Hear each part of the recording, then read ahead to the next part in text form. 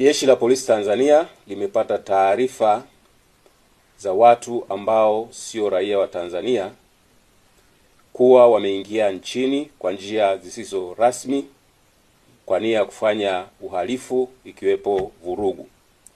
Watu hao wanajifanya kuwa wanafanya shughuli mbalimbali ikiwepo bodaboda.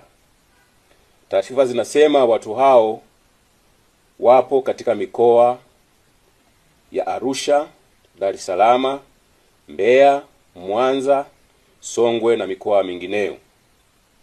Wakati jeshi la polisi linaendelea kuwafuatilia ili kuwachukulia hatua kali kwa mujibu wa sheria, mwananchi yoyote ambaye amempangisha au anaishi na raia yoyote wa kigeni asiyefahamika na anafanya shughuli gani na mienendo yake ni ya kutia mashaka, atoe taarifa haraka sana kwa viongozi wa serikali za mitaa, wakuu wa vituo vya polisi, wakuu wa polisi wa wilaya, makamanda wa polisi mikoa, au atoe taarifa kwa kupiga simu kupitia namba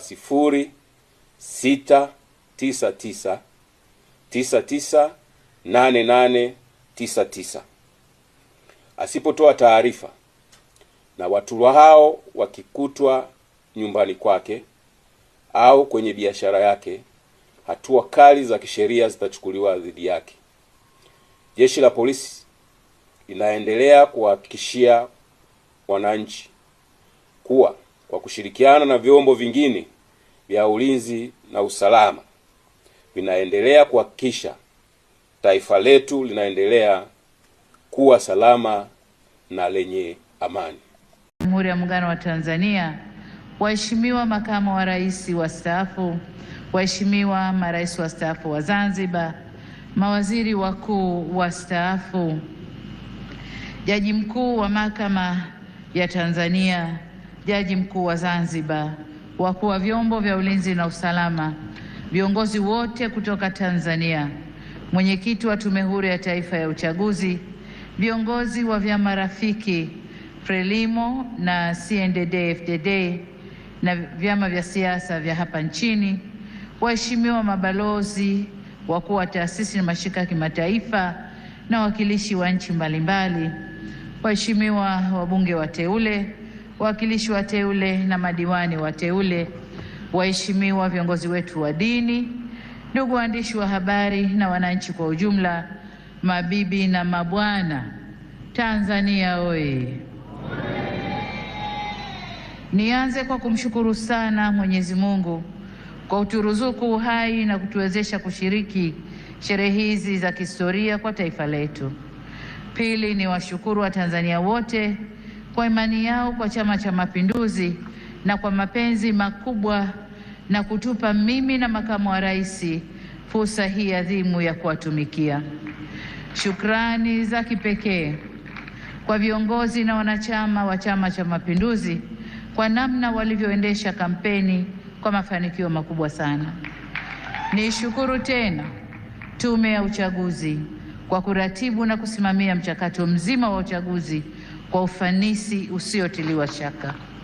Ndugu viongozi na ndugu wananchi, katika uchaguzi huu tulikuwa wagombea 17 kutoka vyama mbalimbali vya siasa nchini tukiwania nafasi ya urais wa Jamhuri ya Muungano wa Tanzania.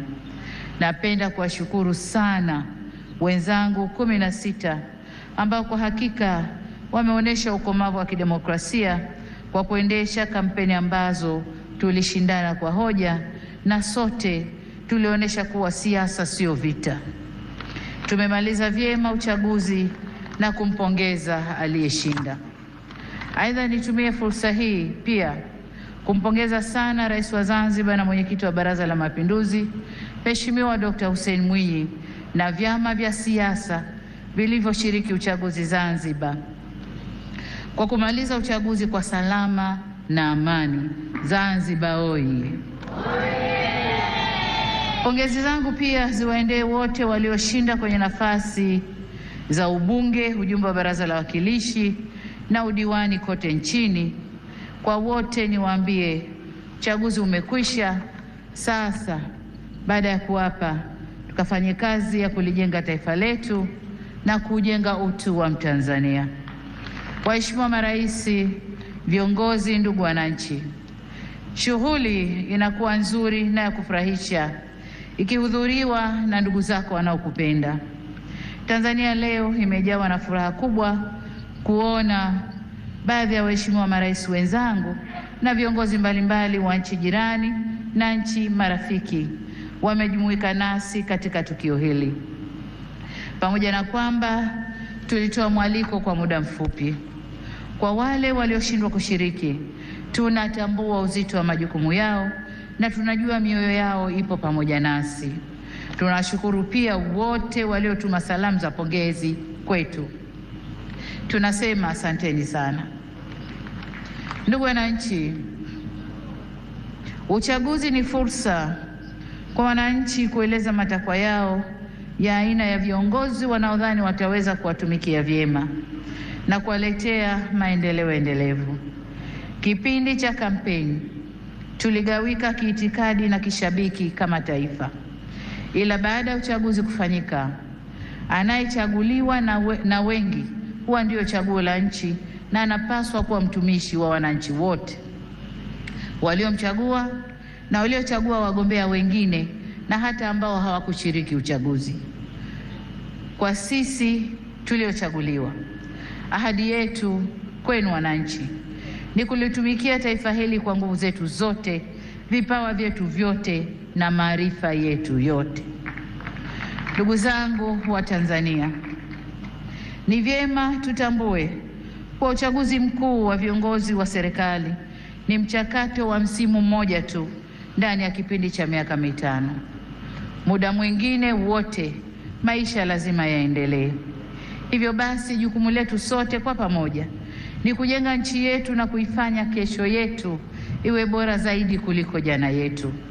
Niwasihi tuendelee kuilinda itikadi yetu ya umoja na mshikamano.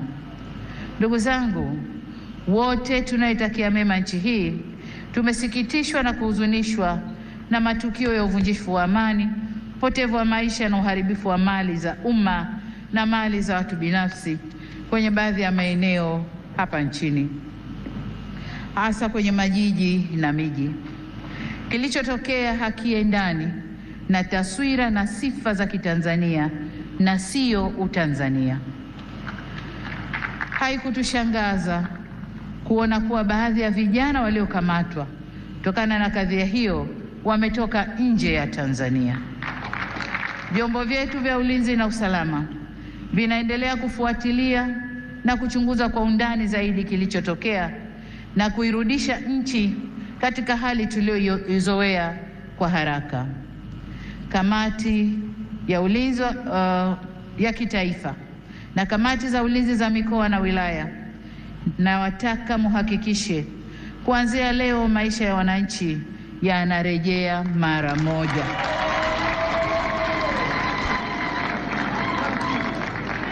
Amesema hapa Rais wa Zambia na Rais wa Burundi. Machafuko ndani ya nchi si mema, hayana bei, hayana thamani na si faida kwa yoyote yule. Kwa hiyo ndugu zangu, niwaombe sana tuzingatie umoja, amani na utulivu wa nchi yetu. Ndugu zangu, nitumie fursa hii kutoa onyo kama mama, kutoa onyo kwa wale wote waliochochea uvunjifu wa amani, na nawataka watambue kuwa vurugu na uvunjifu wa amani huishia kupimana nguvu na uwezo wa kujihami, ila mazungumzo huzaa mshikamano. Sasa tuchague lenye manufaa kwetu, kwani usalama wa taifa lolote hulindwa na wote kwa nguvu zote na gharama zozote. Ndugu viongozi na ndugu wananchi, kama kawaida kwa nchi zenye mfumo wa kidemokrasia hualika waangalizi wa uchaguzi kutoka jumuiya za kimataifa na kikanda kuja kushuhudia mchakato wa uchaguzi. Uwepo wao huongeza uhalali wa juhudi zetu za kuhakikisha uchaguzi unafanyika kwenye mazingira ya uwazi, haki, heshima na utawala wa sheria. Kwa muktadha huu, tunazishukuru jumuiya zote zilizoleta waangalizi wa uchaguzi. Kutoka Afrika, tulikuwa na waangalizi kutoka Umoja wa Afrika AU, Jumuiya ya Nchi za Maziwa Makuu ICGLR, Jumuiya ya Maendeleo ya Kusini mwa Afrika SADC na Jumuiya ya Afrika Mashariki EAC. Pamoja na hao, tulikuwa na wengine kutoka maeneo mbalimbali ulimwenguni. Makundi yote ya waangalizi yameshatoa taarifa za awali na tunawashukuru kwa kuwa nasi, na kwa heshima kubwa tumepokea maoni yao. Hata hivyo, kama alivyowahi kusema Rais wa awamu ya 3 ya Jamhuri ya Muungano wa Tanzania hayati Benjamin William Mkapa mwaka 2000 wakati akiapishwa kuwa rais, na hapa ninanukuu kipande tu cha hotuba hiyo kinachosema: nawashukuru watazamaji wa kimataifa kuja kushuhudia uchaguzi wetu ulivyofanyika. Walipotusifu, tumepokea sifa hizo kwa unyenyekevu mkubwa. Tumesikia pia waliodhani hayakwenda sawa, na mengine hata sisi wenyewe tumeyaona. Maagizo ya kutuelekeza nini cha kufanya tumeyakataa. Ushauri wao tutauzingatia ili tufanye vizuri zaidi siku zijazo. Mwisho wa kunukuu. Ndugu wananchi, sifa moja ya mwanadamu ni kutokukamilika. Aliyekamilika kabisa bila kasoro yoyote ni Mwenyezi Mungu peke yake. Ndiyo maana katika shughuli au harakati za wanadamu tunaunganishwa na mawasiliano, mazungumzo na maelewano. Au kwa maneno mengine, tunaunganishwa na uwepo wa suluhu. Suluhu yenyewe sio suluhu mimi, lakini hata suluhu mimi nitafanya kazi yangu ya kuunganisha taifa.